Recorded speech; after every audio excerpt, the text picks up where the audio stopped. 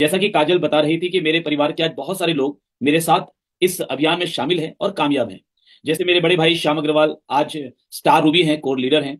मेरा छोटा भाई विकास जो भी आज यहाँ कनेक्टेड भी है, वो स्टार एमरल्ड के लेवल पर है। मेरे साले साहब मिस्टर पवन मुंद्रा स्टार एमरल्ड के लेवल पर हैं। मेरे मामा जी मिस्टर पवन केडिया झारखंड गिरिडीह से, वो एमरल्ड के लेवल पर है। मेरे एक और मामा जी मिस्टर मुकेश अग्रवाल रूपनारायणपुर वेस्ट बंगाल से, वो स्टार पर्ल के लेवल पर हैं। मेरे साले साहब मिस्टर एक और साले साहब मनीष राज मुंद्रा जी बीकानेर राजस्थान से, वो पर्ल के लेवल पर हैं। तो कौन कहता है कि परिवार के लोग आपके साथ आरसीएम में नहीं आते? आते हैं, बिल्कुल आते हैं। हाँ, ये सही है कि शुरू शुरू में नहीं आते हैं। वो बहुत परीक्षाएं लेते हैं आपकी, बहुत आपको परखते हैं कि आप छोड़कर भाग तो नहीं जाएंगे, आप खुद ही क्विट तो नहीं कर जाएंगे। और जब उनको ये लग जाता है कि आप तो जिद्दी हैं, अब आप रुकने वाले नहीं हैं, तो वो फिर धीरे धीरे आपके साथ आ जाते हैं। और दुनिया का ये दस्तूर है साहब, दुनिया का ये नियम है कि कामयाबी में हर इंसान अकेला होता है, और सॉरी, संघर्ष में हर इंसान अकेला होता है और कामयाबी में पूरी दुनिया आपके साथ होती है। कि जब आपकी मेहनत का दौर चल रहा होगा, जब आपकी मुश्किलों का दौर चल रहा होगा, तो आपके पास कोई नहीं होगा। इवन कई बार तो ऐसा होता है कि आपके परिवार के साथ भी आप अपना दुख दर्द बयान नहीं कर सकते।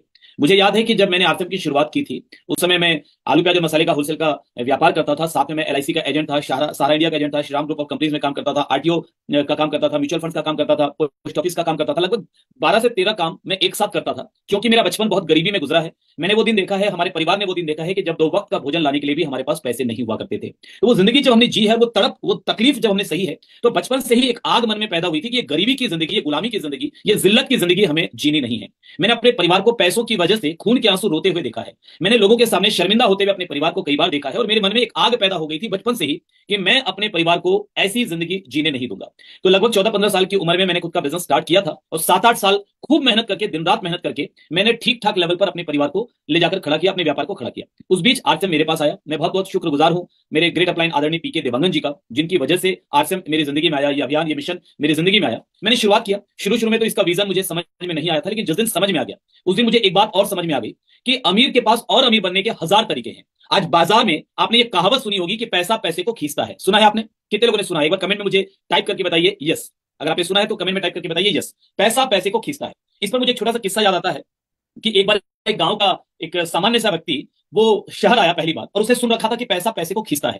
तो वो जा रहा था किसी दुकान के सामने से, उसके पास चंद रुपए थे, चंद सिक्के थे। तो उसने क्या देखा कि दुकान में सेठ जी घर के अंदर गए हुए हैं, क्योंकि दुकान और घर आपस में जुड़ी हुई थी। तो सेठ जी घर के अंदर गए हुए हैं और दुकान खाली पड़ी है, दुकान में सामने सामने सेठ जी का गल्ला रखा हुआ है। तो इस व्यक्ति ने सुन रखा था कि पैसा पैसे को खींचता है, तो इसके मन में ख्याल आया कि चलो ट्राई करके देखते हैं कि क्या वाकई में पैसा पैसे को खींचता है। वो गया उस गल्ले के पास, जो सिक्के उसके पास थे वो सिक्के लेकर, गल्ले के वो जो लोहे का गल्ला होता है ना, वो गल्ला रखा हुआ था टेबल पर, उसके ऊपर छेद होता है जिसमें पैसे हम डालते हैं। तो वो उस छेद के ऊपर उसने वो सिक्का यूं यूं यूं हिलाना शुरू किया, क्योंकि सुन रखा था पैसा पैसे को खींचता है। तो अगर पैसा पैसे को खींचता होगा तो मेरा जो सिक्का है, वो तिजोरी के अंदर जो माल है, जो नोट है, जो सिक्का है, उसको खींच लेगा। ये सोचकर उसने ऊपर यूं हिलाना शुरू किया। अभी कुछ देर ही हुआ था कि अचानक उसका हाथ फिसला, और उसका जो सिक्का था वो तिजोरी के उस छेद से होते हुए तिजोरी के अंदर चला गया। अब तिजोरी तो लॉक थी, वो परेशान हो गया कि भैया मेरा जो पैसा चंद सिक्का मेरे पास था अभी चला गया। मुझे तो लग रहा था कि और पैसा आएगा, लेकिन ये तो मेरा ही चला गया। तो बड़ा परेशान हो गया। उसने तिजोरी को चारों तरफ से देखना शुरू किया, कहीं से तो खोलने का कोई रास्ता होगा, लेकिन सब तरफ से लॉक था। अचानक इतने में सेठ जी आ गए। उन्होंने देखा कि एक अनजान आदमी उनकी तिजोरी को चारों तरफ से घूम घूम के देख रहा है। तो सेठ जी ने डांटते हुए कहा, ये क्या कर रहे हो? तो उस व्यक्ति ने कहा, सेठ जी मैं हाथ जोड़कर आपसे माफी चाहता हूं कि मैं दरअसल लालच में आ गया था। मैंने सुना था पैसा पैसे को खींचता है, और मेरे पास चंद सिक्के थे। मैंने आपकी तिजोरी के ऊपर यूं हिलाना शुरू किया कि शायद अंदर से कुछ पैसा बाहर आ जाए, लेकिन सेठ जी मेरा हाथ फिसला और मेरा सिक्का तिजोरी के अंदर चला गया। मुझे माफ कीजिए सेठ जी, मुझे आपका पैसा नहीं चाहिए, मगर मेरे पास जो पैसे चंद सिक्के थे वो मुझे प्लीज वापस कर दीजिए।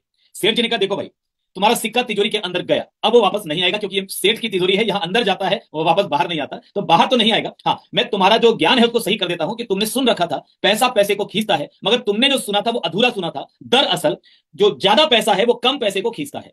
तो मेरी तिजोरी में रखा माल ज्यादा है, तुम्हारे पास सिक्का कम था, तो मेरी तिजोरी ने तुम्हारे उन सिक्कों को खींच लिया। यही सच्चाई है दुनिया की। सो माय डियर फ्रेंड्स, आज की डेट में जिसके पास खूब सारा पैसा है वो और ज्यादा पैसों को अट्रैक्ट कर रहा है, वो और ज्यादा अमीर बन रहा है, अमीर और ज्यादा अमीर बन रहा है। और जिसके पास ज्यादा पैसा नहीं है वो और ज्यादा गरीब हो रहा है, क्योंकि उसका पैसा भी अमीर लोग खींच ले रहे, क्योंकि ज्यादा पैसा कम पैसे को खींचता है, तो उसका पैसा भी अमीरों के पास चला जा रहा है। तो ये है दुनिया। तो मैंने जब आरसीएम को पहली बार समझा तो एक बात मुझे समझ में आई थी, आरसीएम एक मिशन है, एक आंदोलन है, एक अभियान है, देश के लिए मैं कुछ बहुत बड़ा कर पाऊंगा। ये बातें तो उस समय तुरंत समझ में नहीं आई थी, मगर एक बात ये जरूर समझ में आ गई थी कि एक अमीर के पास अमीर बनने के 1000 रास्ते हैं, लेकिन एक गरीब, एक सामान्य व्यक्ति, एक ऐसा व्यक्ति जो बहुत ज्यादा पढ़ लिख नहीं पाया, जिसके सिर पर किसी गॉडफादर का हाथ नहीं, जो बहुत ज्यादा टैलेंटेड नहीं, उसके पास भी अमीर बनने का, अपने सपनों को पूरा करने का अगर कोई रास्ता है तो उस रास्ते का नाम है आरसीएम।